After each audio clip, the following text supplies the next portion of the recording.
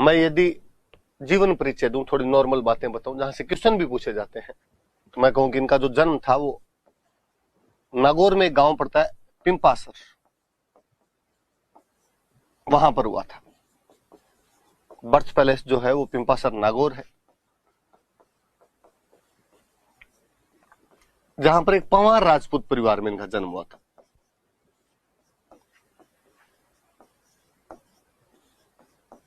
पंवार राजपूत परिवार में पैदा हुए थे। पिताजी का नाम हुआ करता था लोहड़ जी,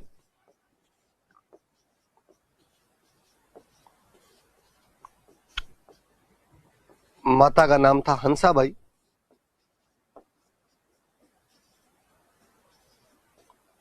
जांबोजी महाराज के खुद के बचपन का नाम था धनराज। चाइल्डहुड नेम जो उनका था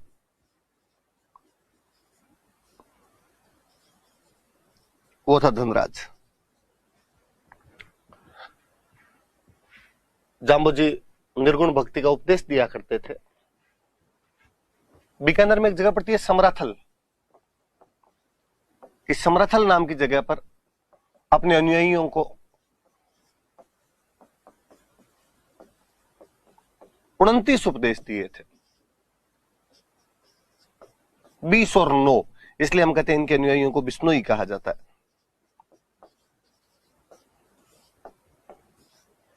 वहीं बीकानेर में एक गांव पड़ता है लालासर, जहां इनकी मृत्यु हो गई थी। पास में एक स्थान पड़ता है मुकाम, जहां पर इनको समाधि दी गई और यही बाद में इनका मुख्य केंद्र बना, जहां पर आश्विन की अमावस्या को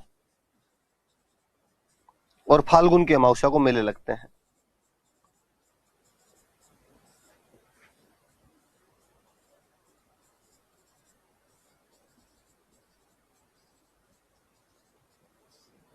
फाल्गुन अमावस्या को मेले लगते हैं। कुछ नॉर्मल जानकारी हमने पढ़ी कि जांबोजी महाराज का जन्म पिंपासर नागौर के गांव में पंवार राजपूत परिवार में हुआ।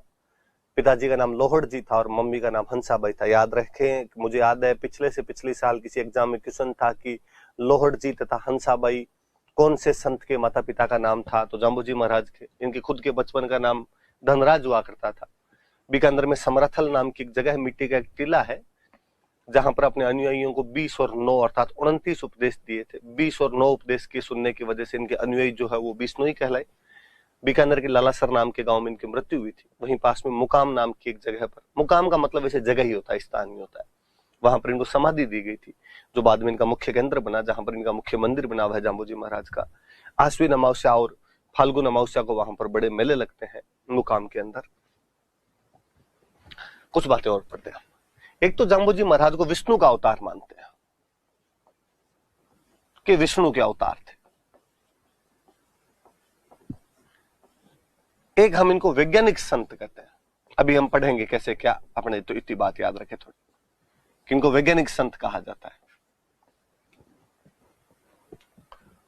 दो चीजें, भगवान विष्णु का अवतार माना जाता है और इनको वैज्ञानिक संत, साइंटिफिक सेंट कहा जाता है। इनकारनेशन ऑफ लॉर्ड विष्णु और साइंटिफिक सेंट कहा जाता है, वैज्ञानिक संत कहा जाता है। कहते जब जांबोजी महाराज यहां पर थे तब दिल्ली में सुल्तान हुआ करता था सिकंदर लोदी,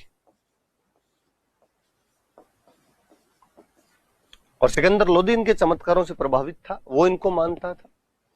बीकानेर में अकाल पड़ गया था, हर साल अकाल पड़ते थे इस क्षेत्र के अंदर। पग पुगड़ धड़ कोटड़ोन, उदरज बीकानेर, भूलो चुको जोधपुर ठाओ जैसलमेर वाली बात है। अपने यहां अकाल नहीं पड़ते तो किसके अकाल पड़ते। अकाल में सबसे भयंकर समस्या होती कि मनुष्य खुद तो जैसे तैसे करके जीवन यापन कर लिया करता, पशु मरने लग जाते। कहते जांबोजी महाराज ने सिकंदर लोदी के पास मैसेज करवाया कि सुल्तान पशु मर रहे हैं। सुल्तान ने जांबोजी के मैसेज के साथ ही वहां से गाड़ियां भर भर के चारा भेज दिया था। तो जांबोजी के कहने पर दिल्ली के कौन से सुल्तान ने बीकानेर क्षेत्र में अकाल के समय पशुओं के लिए कैटल फीड या चारा भेज दिया था, तो सुल्तान कौन है, सिकंदर लोदी। सारी बात याद रखना। अकाल के टाइम चारे की व्यवस्था की, कैटल फीड अरेंज करवाया उसने। कहां पर, तो जिस क्षेत्र में रहते थे वही मंगवाएंगे। बीकानेर क्षेत्र। अब दिल्ली का सुल्तान ही जब मान रहा है तो पास वाले तो मानेंगे अपने आप में। उन दिनों में जोधपुर में राजा हुआ करते थे जोधा,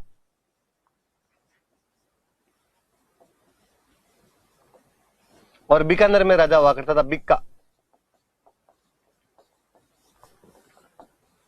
बाप बेटे हैं दोनों, अपने स्ट्रीम पढ़ा हुआ है। ये दोनों भी जाम्बू जी का बहुत सम्मान किया करते थे, दोग लगाते थे, महाराज ध्यान रखना।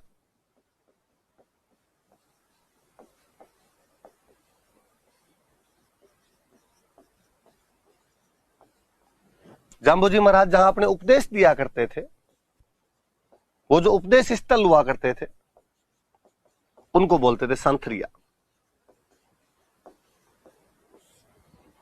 संथरिया कहते थे उनको। ये भी थोड़ा ध्यान रखना कि भाई उनके जाम्बू जी महाराज के जो उपदेश स्थल थे उनको क्या कहा जाता था, तो उनको संथरिया कहा जाता था। थोड़ी अलग सी बात है।